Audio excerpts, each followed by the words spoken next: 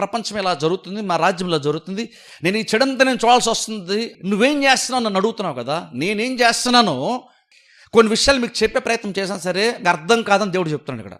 అందుకే అంటాను చూడండి, ప్రాబ్లమ్స్ వచ్చినప్పుడు మనం ఎక్కువగా ప్రాబ్లమ్స్ మీద ఎక్కువ మైండ్ పెట్టకూడదు అంటాను. ఎందుకంటే నీకు అర్థం కాదు.